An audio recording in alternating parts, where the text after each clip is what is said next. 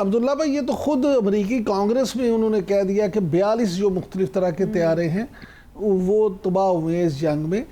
America का तो आपने बड़ा अच्छा मौक़िफ़ बयान कर दिया, उसके वाले से तज़किया भी कर दिया। ईरान जो है, ज़रा इस पे बात कर दें कि ईरान जो है, जैसे आपने ख़ुद फरमाया कि ईरान की तैयारी मुकम्मल है और ईरान बहुत सारी टेक्नोलॉजी मज़ीद हासिल कर चुका है। और ऊपर से ईरान का ये कि अगर अब कुछ हुआ, अगर दोबारा जंग हुई तो गल्फ़ कंट्रीज़ में जितने इनके ख़ास तौर पे वाटर प्लांट्स हैं वो भी तबाह कर दिए जाएंगे। तो फिर क्या आप नहीं समझते कि फिर एक ऐसी तबाही शुरू होगी कि जिसका बचना फिर नामुमकिन हो जाएगा? इमरान साहब, मैं यही तो गुजारिश कर रहा था, क्योंकि वो बात हम मुकम्मल नहीं कर जी पाते। जी देखें, असल मसला ही सिर्फ यही है ना, कि केओस रह जाएगा। वो तो पहले भी कौन से मुल्क में जो है वो केओस नहीं छोड़ा उसने? क्या लबनान में नहीं, अपना लीबिया में नहीं छोड़ा?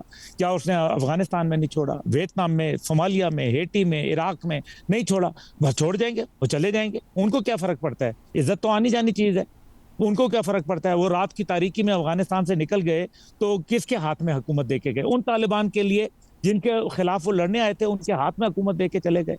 ये कट एंड रन पॉलिसी, बस ठीक है भाई जनाब, हम तो जा रहे हैं, तुमने जो मर्जी करना है वो करो। उसका नतीजा ये होगा कि ईरान की प्रॉक्सीज जो है वो मजीद काम करेंगी, फिर वो इसराइल जो है लबनान के ऊपर और दीगर जगहों पे हमले जारी रखेगा। आज नहीं तो कल दोबारा जंग शुरू हो जाएगी। नतीजा ये होगा कि अरब दुनिया सबसे ज़्यादा सफ़र करेगी और उसके नतीजे के अंदर वो यूएई के ऊपर, दीगर के ऊपर हमले जो है वो जारी रहेंगे, या एक सर्द जंग जो है वो जारी रहेगी, एक खुफिया जंग जो है वो जारी रहेगी, थ्रू प्रॉक्सीज जारी रहेगी।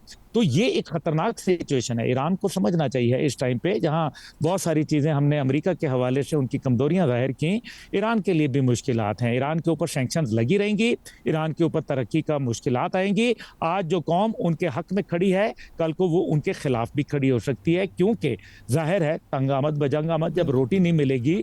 इस टाइम पे 20-22 लाख लोग जो है वो बेरोजगार हो चुके हैं ईरान के अंदर। उनको जो 15 लाख की जरूरत है लीटर प्रोडक्शन की, उनको सिर्फ 10 लाख लीटर मिल रहा है। अब्दुल्ला भाई, ये सब सारा आपने बड़ा अच्छा अता कर दिया। अब ज़रा थोड़ी सी बात पाकिस्तान की भी कर लें। वज़ीर आज़म मियाँ शहबाज शरीफ बड़े अहम दौरे पे चीन तशरीफ़ ले जा चुके हैं, वहाँ से उन्होंने अपना एक पैगाम भी जारी किया।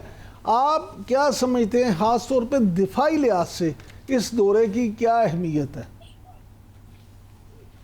देखिए, मेरे ख्याल है कि ये जो चीन के दौरे हैं, आप ज़रा गौर करें कि बार बार ये दौरे अब आ रहे हैं। पहले तो दौरा आया सबसे बड़ा, वो आपने देख लिया कि डोनाल्ड ट्रंप का था, जिसमें उन्होंने चीन को एक सुपर पावर मान लिया, चलो बात ही ख़त्म हो गई। अच्छा, उसके बाद फिर सदर व्लादिमीर पुतिन का दौरा आया, बड़ा अहमियत का दौरा था, और वो उनके एक इत्तेहादी भी हैं, और आपको पता है एक कम्युनिस्ट ब्लॉक भी मौजूद है।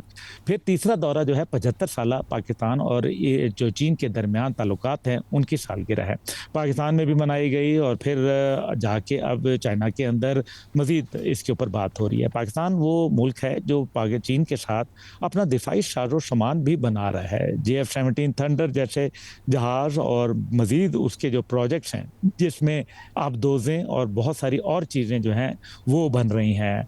और पाकिस्तान का एक 80% जो असला है वो डिपेंडेंट है चाइनीज़ टेक्नोलॉजी के ऊपर।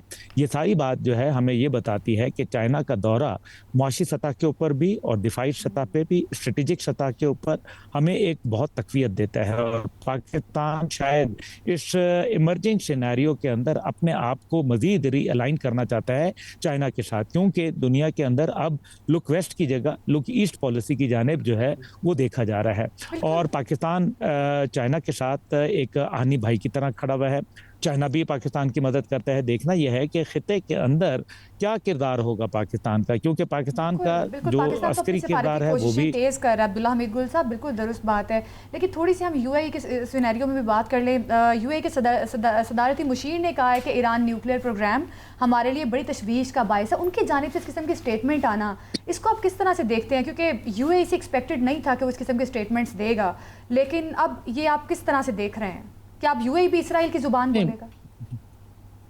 बहुत सारी एक्सपेक्टेशन थी जो टूट गई, आपकी नहीं पूरी हुई। उनका अपना एक मफाद है, हमारे भाई हैं, हमारे वहाँ बहुत सारे पाकिस्तानी बसते हैं, हमें उनका एहतराम है, उनकी राय का एहतराम है। उन्होंने एक रास्ता चुना है, उन्होंने भारत के साथ, आप ज़रा ये गौर कीजिए कि जब पाकिस्तान से उन्होंने पैसे मांगे 3.45 बिलियन डॉलर, तो फिर सऊदी अरब ने बढ़कर पाकिस्तान की मदद की। वो पैसे उनको, उनके अमानत थी, हमने लौटा दिया अल्हम्दुलिल्लाह। उसके बाद हमने देखा कि उन्होंने बाकायदा इसराइल के साथ अपने मामलात को सीधा किया।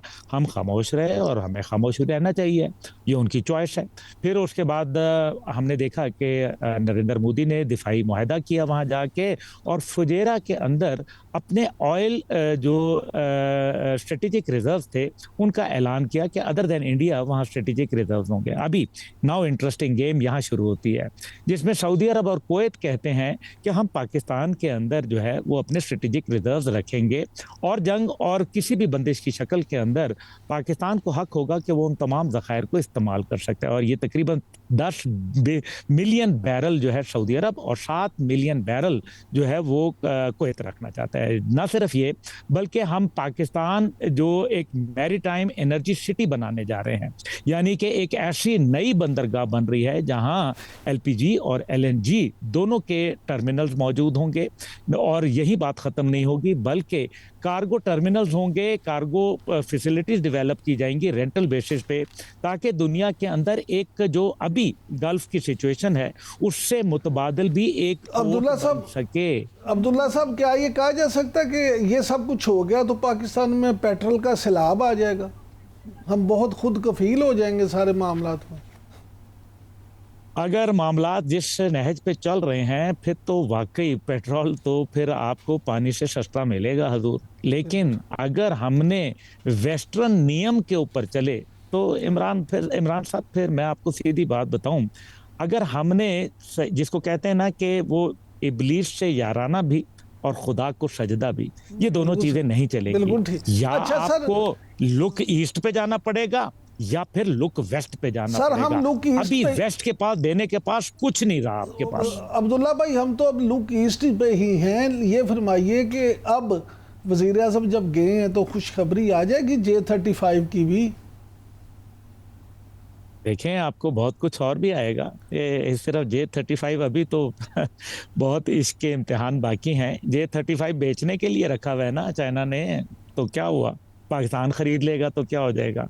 पाकिस्तान को मिलेगा इंशाल्लाह ताला, JF-35 भी मिलेगा, PL-17 मिसाइल भी मिलेगा। इसके अलावा HQ सीरीज के HQ-9 से आगे जो है वो HQ-11 वगैरह, HQ-12 वो भी आपको मिलेंगे। आप फिक्र ना करें इंशाल्लाह ताला। ये तो टेक्नोलॉजी की जंग है, और ये जंग तो अभी हमने, जिसको कहते हैं ना, इंडिया ने हमसे अड्डा लगाया है, तो कोई बात नहीं, अभी तो चास आना शुरू हुई है। अब्दुल्ला मेरकुल साहब, इस जंग से पहले, ईरान अमेरिका वॉर से पहले हमने देखा कि बड़ा एक पाकिस्तान के लिए अमेरिका और चाइना के दरमियान बैलेंस करना एक बहुत बड़ा सवाल था। लेकिन वक्त के साथ साथ हमने देखा कि बड़ा साजगार माहौल बनता हुआ दिखाई दे रहा है। जिस तरह से चाइना के भी पाकिस्तान पहले तो करीब था ही, लेकिन अब मज़ीद कुर्बतें जो हैं वो बढ़ी हैं, नज़दीकियाँ बढ़ी हैं। लेकिन किस तरह से आपको लगता है कि पाकिस्तान की सिफारती कामयाबी भी समझी जा सकती है कि पाकिस्तान ने अमेरिका और चीन के दरमियान बैलेंस रखा है? ये कितनी बड़ी कामयाबी? बहुत बड़ी कामयाबी है, लेकिन पाकिस्तान ने जो बैलेंस रखा है चीन को पूरे एतमाद में लेके रखा है। आप देखिए, सारी गल्फ वॉर के अंदर आपको याद है कॉड कॉन्फ्रेंस हुई थी, और चारों मुल्कों के सरबराहान आए थे। सऊदी अरब, जो वजीर खारजा आए थे सऊदी अरब के आए थे, तुर्किया के आए थे, मिस्र के आए थे, और पाकिस्तान के वजीर खारजा मौजूद थे। उसके बाद बावजूद इसके कि हमारे नायब वजीर आज़म को चोट लग गई और वो वहाँ चले गए चाइना अगले दिन दौरे के ऊपर। वो क्यों गए थे चाइना? इसीलिए गए थे ना, बताने के लिए गए थे कि हम वहाँ क्या बातचीत हो रही है। तो पाकिस्तान ने हॉटलाइन कायम की हुई है, जिसके अंदर मिस्र, तुर्किया, सऊदी अरब, कतर और ओमान और चीन और अमेरिका सबके साथ रवाबित रखे हुए हैं, और एक मस्बत किरदार अदा कर रहा है। पाकिस्तान ने बैलेंस किया है, इसमें कोई शक नहीं है, लेकिन इस बैलेंस के अंदर चाइना हमें बहुत मस्बत किरदार अदा कर रहा है और पाकिस्तान को इसका क्रेडिट